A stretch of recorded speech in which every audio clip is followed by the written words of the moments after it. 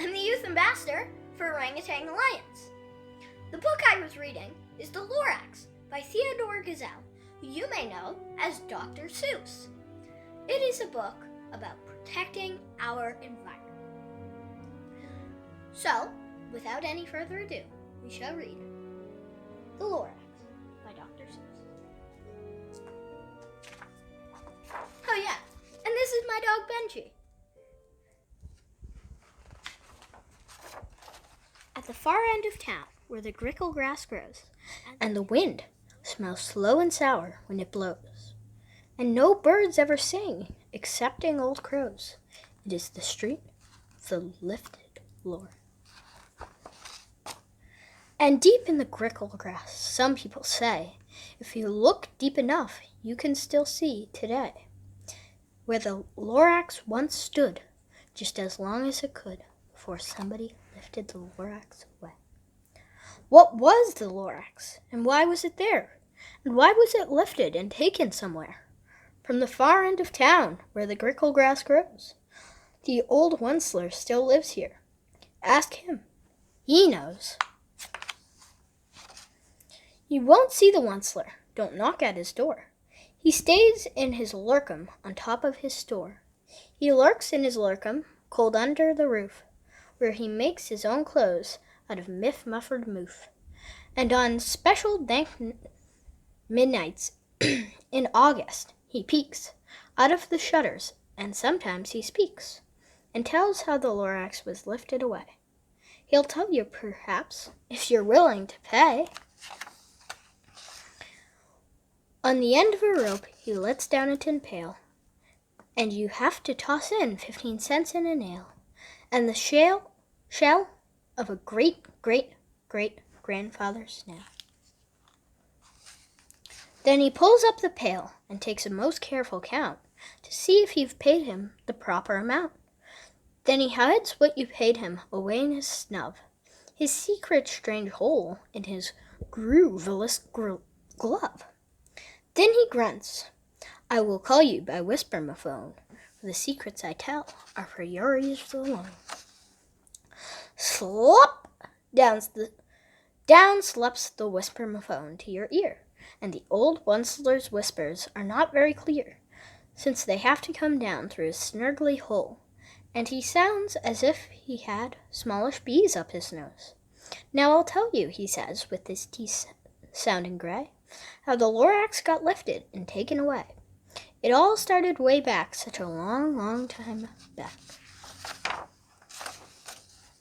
Way back in the days when the grass was still green, and the ponds was still wet, and the clouds were still clean, and the song of the swami swans rang out in space.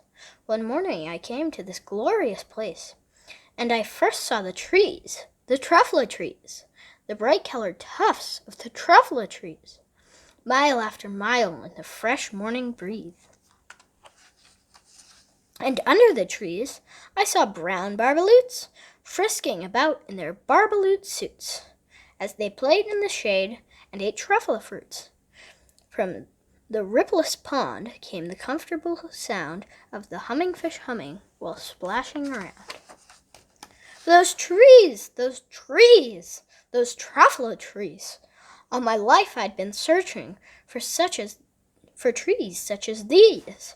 The touch of their tufts was much softer than silk, and they had the sweet smell of fresh butterfly milk. I felt a great leaping of joy in my heart. I knew just what I'd do. I unloaded my cart. In no time at all, I had built a small shop, and I chopped down a truffula tree with one chop.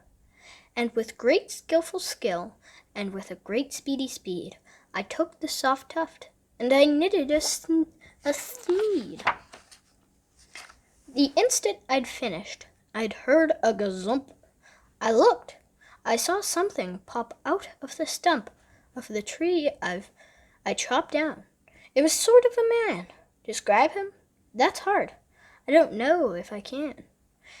He was shortish and oldish and brownish and mossy, and he spoke with a voice that was sharpish and bossy.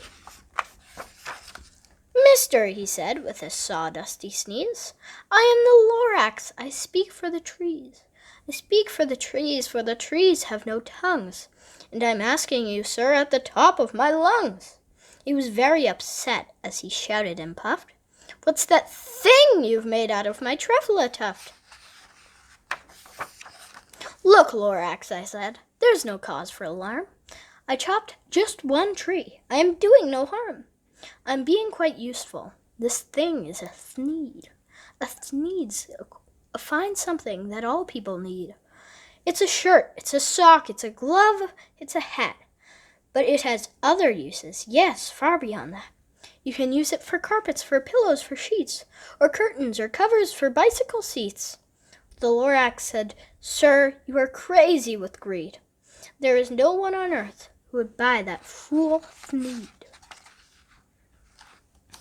But the very next minute, I proved he was wrong.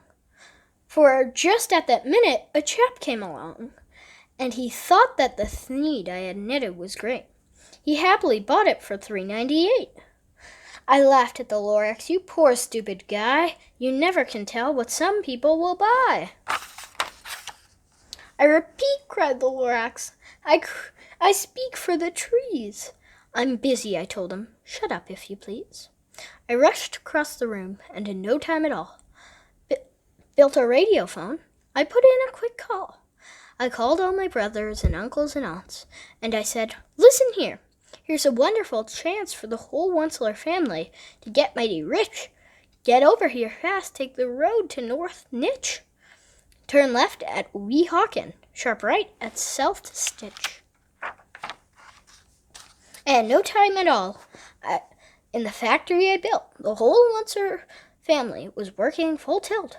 We were all knitting thneeds, just as busy as peas, to the sound of the chopping of Truffula trees.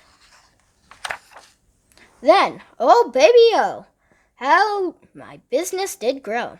Now chopping one tree at a time was too slow, so I quickly invented my super axe hacker, which whacked off 4 Truffula trees at one smacker. We were making thneeds 4 times as fast before, and that Lorax, he didn't show up some more. But the next week he knocked on my new office door. He snapped, I'm the Lorax who speaks for the trees, which you seem to be chopping as fast as you please. But I'm also in charge of the brown barbaloots, who play in the shade in their barbaloo suits, and happily lived eating Truffula fruits. Now, thanks to your hacking my trees to the ground, there's not enough Truffula fruit to go round. And my poor barbaloots are all getting the crummies because they have gas and no food in their tummies. They love living here, but I can't let them stay. They'll have to find food, and I hope that they may. Good luck, boys, he cried, and sent them away. I, the Once-ler, felt sad as I watched them all go. But business is business, and business must grow, regardless of crummies and tummies, you know. I meant no harm, I most truly did not, but I had to grow bigger, so bigger I got. I biggered my factory, I biggered my roads, I biggered my wagons, I biggered the loads of the thneeds I shipped out. I was shipping them forth, to the south, to the east, to the west, to the north. I went right on biggering, selling more thneeds, and I biggered my money, which everyone needs. Then again he came back. I was fixing some pipes, when that old nuisance Lorax came back with more gripes. I am the Lorax, he coughed and he whiffed. He sneezed and he snuffled, he snarled, he sniffed. Once-ler, he cried with a cruffulous croak. Once-ler, you're making such smogulous smoke. My poor swami swans, why they can't sing a note. No one can sing who has smog in their throat. And so, said the Lorax, please pardon my cough, they cannot live here, so I'm sending them off. Where will they go? I don't hopefully know. They may have to fly for a month or a year to escape from the smog that you've smogged up around here. What's more, snapped the Lorax. His dander was up. Let me say a few words about Gluppity-Glup. Your machinery chugs on, day and night without stop, making Gluppity-Glup, also Schloppity-Schlop. And what do you do with this leftover goo? I'll show you, you dirty old Once-ler man, you. You're glumping the pond where the humming fish hummed. No more can they hum, for their gills are all gummed. So I'm sending them off. Oh, their future is dreary. They'll walk on their fins and get woefully weary in search of some water that isn't so smeary. And then I got mad. I got terribly mad. I yelled at the Lorax, now listen here, Dad. All you do is yappity yap and say bad, bad, bad, bad. Well, I have my rights, sir, and I'm telling you, I intend to go on doing just what I do. And for your information, you Lorax, I'm figuring on biggering and biggering and biggering and biggering, turning more Truffula trees into thneeds, which everyone needs. At that very moment, we heard a loud whack. From outside the fields came a sickening smack of an axe on a tree.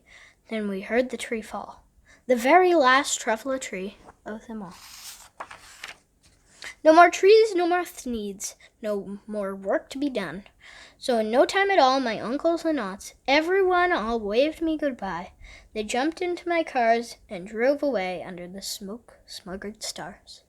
Now all that was left neath the bad-smelling sky was my big empty factory, the Lorax, and I. The Lorax said nothing, just gave me a glance, just gave me a very sad, sad backward glance, as he lifted himself by the seat of his pants. And I'll never forget the grim look on his face when he hesitated himself and took leave of this place, through a hole in the smog without leaving a trace. All that the Lorax left here in this mess was a small pile of rocks with the one word, unless.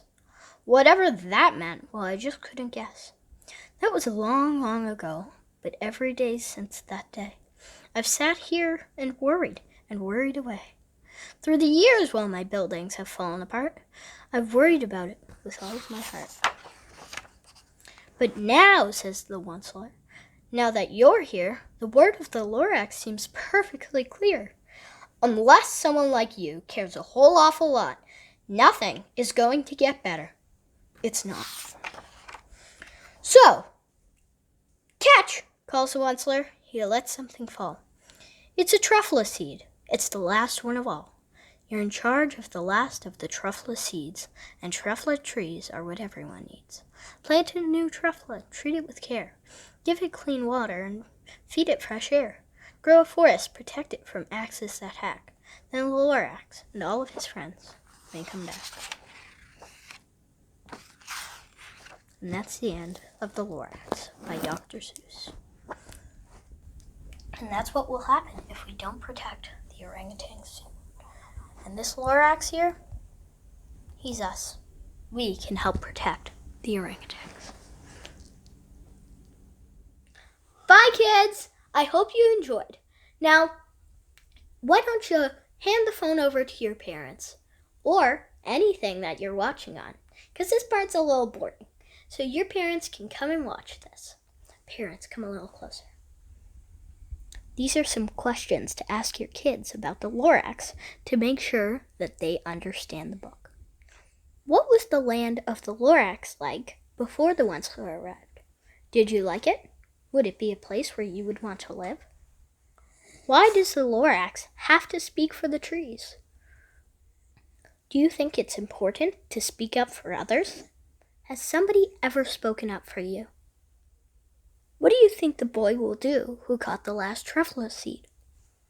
What would you do if you were the boy? If the Truffula trees grow back, do you think the Lorax and his friends would come back? What can you do for your environment today? So remember, I'm Jack, Kid Conservationist. I'm the Youth Ambassador for Orangutan World. Don't forget to like, subscribe, and comment down below what you did for our environment today in the comment section down below, just like the Lorax did. And have a great day.